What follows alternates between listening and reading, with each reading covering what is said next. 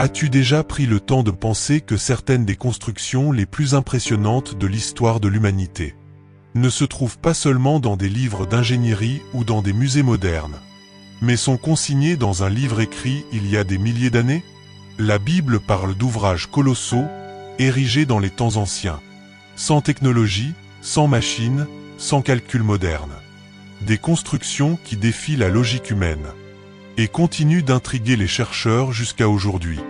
Certaines ont été construites avec des richesses inimaginables. D'autres se sont effondrées de manière inexplicable. Et il y en a que la science tente d'expliquer, mais sans encore y parvenir.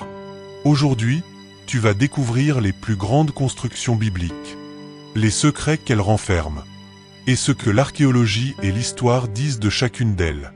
Et sois attentif. La dernière construction de cette liste porte un message qui peut totalement changer la façon dont tu perçois ta foi.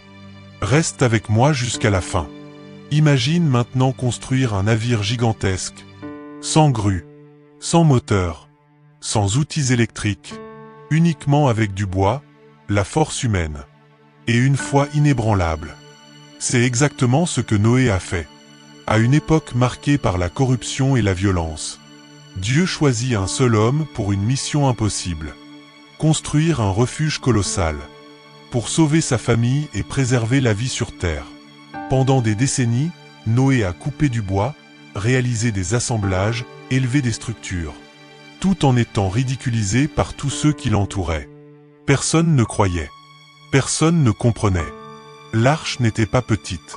Elle avait des proportions gigantesques, comparables à un navire cargo moderne, entièrement enduite pour résister à la force des eaux. Et maintenant, réfléchis avec moi. Comment quelqu'un sans technologie a-t-il pu concevoir quelque chose d'aussi précis? Comment organiser les animaux, la nourriture, la ventilation et la stabilité? Dans une construction de cette taille, cette histoire serait-elle seulement un mythe?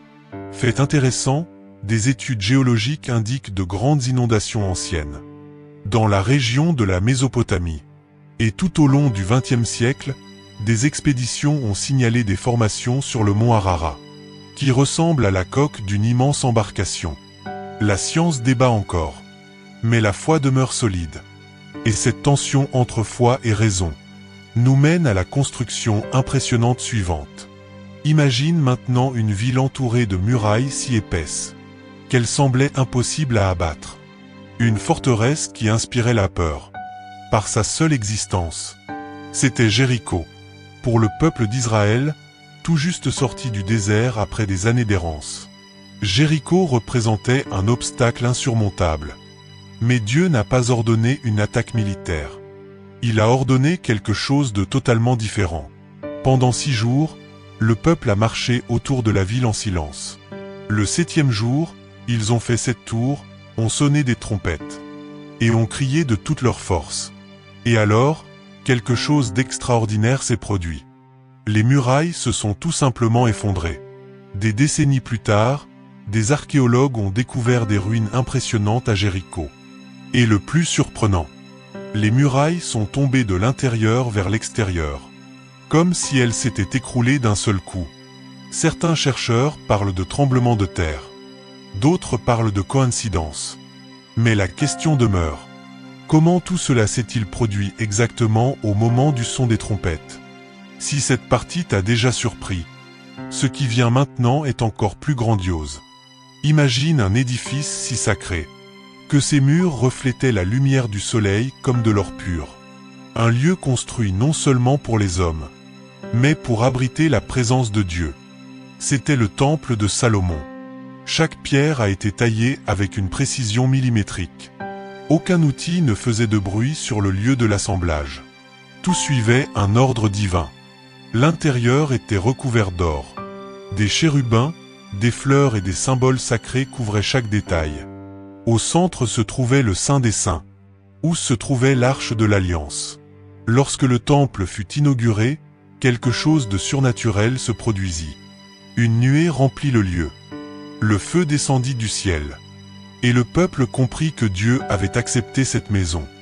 Mais cette gloire ne durerait pas pour toujours. Et cela nous conduit à l'une des constructions les plus mystérieuses de la Bible. Imagine maintenant un monde où toute l'humanité parle la même langue. Sans barrière, sans division, tous unis dans un seul but. Construire une tour si haute qu'elle atteindrait les cieux. Mais cette œuvre n'était pas motivée par la foi.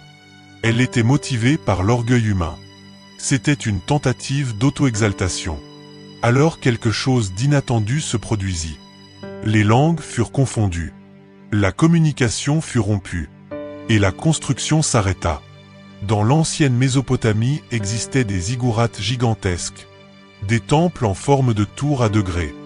L'une d'elles était connue comme la maison qui relie le ciel et la terre. Coïncidence? Ou un souvenir historique préservé au fil des siècles? La tour de Babel nous laisse une leçon claire. Lorsque l'homme tente de prendre la place de Dieu, tout s'effondre. Et cela nous mène à la dernière grande construction. Après l'exil, le temple fut reconstruit. Plus petit, plus simple, sans le même éclat que par le passé. Malgré cela, il devint le centre de la foi du peuple. Des siècles plus tard, il fut agrandi et transformé en l'une des plus grandes constructions du monde antique. C'est dans ce temple que des foules ont cherché le pardon. C'est là que des enseignements ont été proclamés. Et c'est là que sa destruction a été annoncée. En l'an 70, le temple fut entièrement détruit. Il ne resta qu'un mur et une profonde douleur. Alors Jésus fit une déclaration qui changea tout. « Détruisez ce temple, et en 3 jours je le relèverai. » Il ne parlait pas de pierre. Il parlait de vie. Aujourd'hui, le véritable temple n'est pas fait d'or ou de marbre. Il est fait de cœurs prêts à accueillir Dieu. Et maintenant, je te pose la question. Que construis-tu? Si ce message t'a touché, écris dans les commentaires. Seigneur, construis-moi. Laisse un like pour que davantage de personnes reçoivent ce contenu. Et regarde maintenant la prochaine vidéo qui apparaît à l'écran. Ce voyage à travers l'histoire biblique ne fait que commencer.